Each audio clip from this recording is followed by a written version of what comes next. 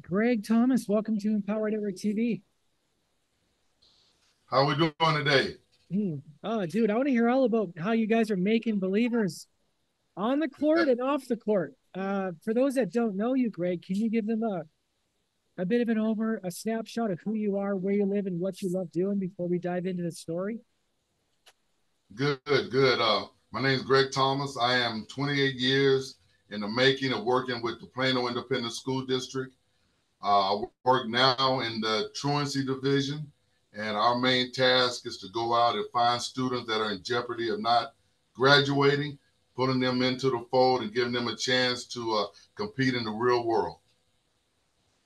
So down in Plano, Texas, and you guys are your basketball team is currently Pretty good. We're ranked number one in the state of Texas, currently ranked number three nationally. We're playing tonight against a rival, shooting for a 32 and 0. But it's been a great season. We expected it, but you never expect all the stuff that comes with being nationally ranked and state ranked. So we're having fun with it. The guys are pretty dang good. They enjoy each other. It's a group of kids that have always played together. Uh, and we're just trying to, like I said, we're making believers. People that don't believe we can play, we show up. We'll play anybody, anywhere, and put it on the court and you're doing this not just in the basketball court, but even with the students, you're getting re-engaged. every day. God works mysterious ways is my way of giving back. Um, some of us have pretty good personalities. Other people have different skill sets. God has given me a little bit of both. And I'm pretty good at getting young people to reinvest in themselves, to believe in themselves. And it's heart wrenching when you have a student or an individual that gets caught up in real life stuff. We only think it happens to adults. We got some young folks that get caught up and have to leave school or they have problems in the classroom, etc., and they get lost. And so Lawrence, man, myself, and our team, uh, behind Sharon Bradley's leadership, developed a program that we go out and try to reinvest in our young folks and give them a chance to go out and compete in the future. Did you always have this passion for the youth? I never wanted to get into school stuff. Have parents that were both educators, grandparents that were educators, and never thought I would. My senior year in college, had a professor that was in social work, and I missed a couple classes, and she made it mandatory that I take three classes. So I had to take three extra classes, and I made that my minor in social work, and been working in this field ever since. So what do you find most rewarding? What makes your heart the happiest? Young people coming back or calling or texting and saying, "Hey, Mr. Thomas, how you doing? I appreciate the things you did for me." Seeing young people graduate that 6 months ago they were just lost, and they walk up and they put on their cap and gown and they give you a hug. Or we have former players come back and text us, "Hey, coach, I see y'all doing pretty good. We'll be home next week. We want to come watch y'all play." And you get a chance to see them and see what they've done in the last 5 or 10 years, and that's very, very rewarding. Hmm. You have kids of your own too? Oh, I have four kids, eight grandkids, good sized family, great young kids in the making. But like I said, I'm truly blessed. Come from a big family, a real good family. That you didn't always understand what was going on, and I myself was one of those young people 40 years ago. Had it all right there and was throwing it away behind my decision making and my little ego and just life circumstances. And I had people step out and help me and guide me and made me earn some trust back. And that's exactly the way I live, exactly the way I coach. And it's a blessing to see it. You mentioned earlier, God. How does God play a role in your life? Major, number one, foundation. Go to before I get up in the morning, go to when I go to bed at night. And tell you, If you don't have a foundation, you will be lost. Not everyone has that foundation. Not everyone has that trust. I know who I believe in. I know what grounds me, and I use that as a steering mechanism on how I want to be treated, how I want to treat people. That's not to say that I lose it or I don't have, small hills or little moles or whatever. You just go through life and you appreciate. I appreciate every single day. Every single day, I know I'm blessed. As a youth, I never thought I'd make it to 18.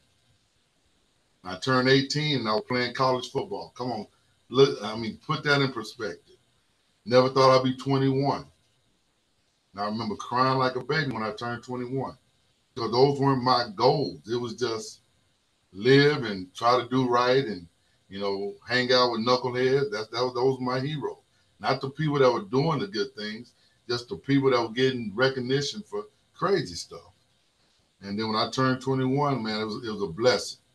And then you turn 22, now I'm out getting ready to go make a living. And I got kids, then I get married, have more kids, and you go through that life, then I get divorced, and now I'm remarried to the most beautiful woman in the world, Rebecca Lynn. I've known her since we were 11 years of age, and helped ground me for a second time. Wow, that's a beautiful story. You should write a book. Oh, I have it. No doubting Thomas. There you go. And I appreciate that. There you go. And it's Lovely. a story about my college years, playing college football at the University of Arkansas, becoming the first African American to start at quarterback. And I was the second one to ever be there. And so it's just those trials and tribulations and life things that took place in the mid 80s and how it reshaped my life, and how, once again, great people in your life help you navigate it. And I have people in my book, my high school principal, Skip Casey. I have my coach in there. I have Coach Nolan Richardson, a Hall of Fame coach. They all participated in the book, gave quotes, and just out there trying to let other people know that, sometimes life is difficult, but it's cool, man. You just got to work through it. Some things are harder than others. And you just find your niche. My niche is being around young people, trying to give them that motivation that was given to me as a youth. What else do you have in your sights? What else is on the radar? Well, radar, the next 3 weeks playing for the state championship. That's the number one. That's been our goal since last year. This time we got knocked out of the playoffs. Is to find a way to work harder than everybody else and to represent the state of Texas as state champion. That's the goal. So we got 2 weeks in the making. We're starting that process with our last 2 district games. After that, after the season's over, I'm going to sit down with my second book. And we're going to sit down and try to map out how we're going to get this thing written and get it out by December. And it's going to be the 75-year history of my father's team, who was a coach out in San Angelo, Texas, and how their team during segregation, during the Korean War, managed to take a group of 26 young men and how they became state champions in football, but they became better citizens and men for the community. And that's going to be the second book. So your father led the way with learning. He stood up for what was right, and you're standing up for what's right. Well, I'm trying to stand up. I know the shoulders that I stand on. And when I say that, I mean it historically, figuratively. I do understand where I come from. I didn't as a youth. And it took me a while to understand that. Now I know exactly who showed I stand. There's been some great people come before me that gave me the opportunity. I took it for granted. I didn't know. You just, as a youth, you just do what you think you're doing. As you get older, you try to figure it out, and then you look back, and I've had some great men in my life, Had some great women in my life, great teachers, um, great professors, great owners, business folks uh, that have led that way. And now I can stand back and go like, man, look, they came before me. This is what they did. How can I improve on what they did? And then you go from there. I have to give back. My way of giving back is still with the school district. And it's a blessing because I get a chance to touch lives every day. Wow, you are inspiring, Greg. I'm so But thank you. I'm so thankful I get to interview you because yeah, this is amazing. I love the work you're doing and the fact that you acknowledge where you came from and you come from a lineage of people that are not afraid to stand up. I love that. Right. I love it. Yes, sir. What else can you tell Empower Network TV members? What would you like to leave them with? Well, I young people today aren't reading as much. You understand? And that I always read as a youth. I never thought I would be a writer or get a book published. And here in the last 12 months, No Doubting Thomas has received 4 recognition. It's amazing. I can honestly walk by and tell people I'm a published author and I'm also an award-winning author. On top of being a college graduate, college athlete, um, those are things we look at and just say, okay, anyone can do that. Forget only 2% go to college and play whatever sport there is. So when you're 2% of a population, that's a small, minute number. When you have a chance to have the career that I had, I played on some great teams. And I had great friendships from those great teams. Well, brothers from another mother is how we like to call it. Guys I pick up the phone to on a regular basis and give calls, or we all meet up every April in Arkansas and hang out again. Not many people can say that. I can honestly tell you, it fuels me to give to my young players that we have now, because that camaraderie is second to none. And once you believe and you're a part of something bigger than yourself, you want to give back. You want them to experience some of those things that you experience. My children all had an opportunity to play college athletics also. That was my goal for them. So they can travel the world, so they can meet people from different parts, from different religions, from different backgrounds, and see if they can come up with the same camaraderie, friendship, and love for something. And I'm blessed in that area also, that by my children have. Now I'm waiting for my grandchildren. That's how you plant the seeds and you water it, and then give them a mission. Hey, you will go to college. What college, it doesn't matter. What you do there doesn't matter. But as long as you understand and learn that you are now going to be 5 generations of college graduates. My great grandmother then was not supposed to know how to read. It was against the law for them to read. This is how far I'm talking about we've come in my family. It was against the law for them to read. And I'm about to have 5th generation of grandkids going to school. That's amazing when you sit back and look at it. Well, I love that you're here, Greg. Who invited you to Empower Network TV?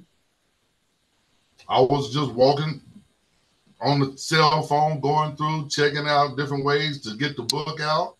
And I'm learning the book business. I didn't understand the book business, still don't understand the book business. How can I get the book in front of more people? Because it's a beautiful story. It's my story told through an 18 to 22-year-old. And that's all it is. But it's talking about some of those trials and tribulations, some of the pitfalls, some of the mean people that you deal with.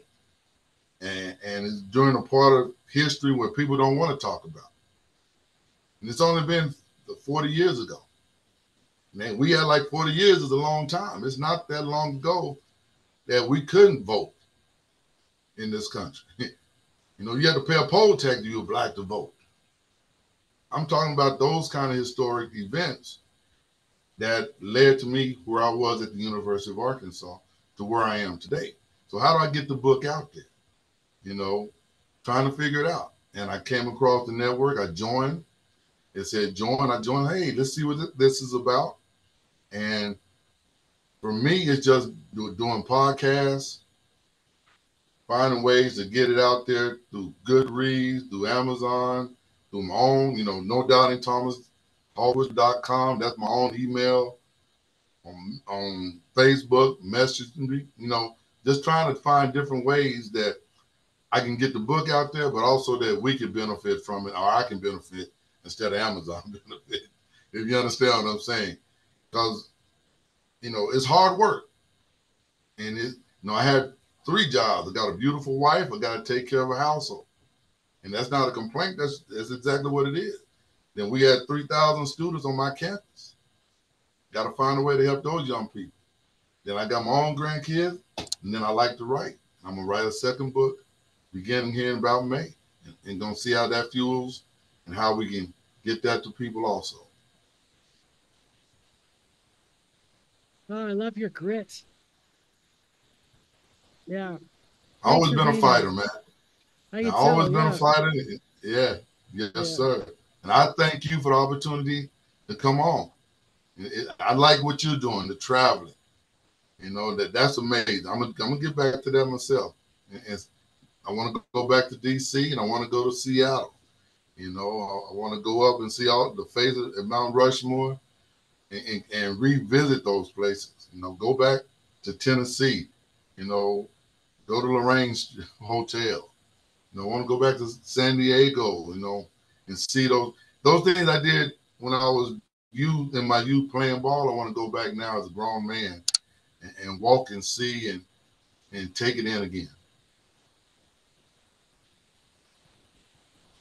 You speak in poetry. Are you aware of that? No, I'm not a poet. It may come out that way, but I'm not a poet. Yeah, some of the things I you said appreciate that. Very poetically put. Thanks for being here. Thank you, sir. I appreciate it. Greg I'm Thomas. going to show it again. Yeah, please. No doubting Thomas. Look at that. So could you have a link can you put a link after in the comments? I'll tag you. I will put out where it is. Yes, sir. I sure will. And I appreciate the time, and you keep doing what you're doing, giving us a little voice. Yeah. Well, I would love to get you on some networking events. First date networking events. We have some later this month in March and April, so we'll be announcing that soon. But I'd love to get you. You could come and meet 12, 20 new friends. We stream them live. They're on Zoom, and then people can meet people and connect, and they're free and do whatever you want with those connections. I would love the opportunity. Okay. I can talk. I can talk for days, and I love to listen. All right. And I listen to everything. Thank you, sir. Thank you for being here. Greg, you're super inspirational. And what was your father's name?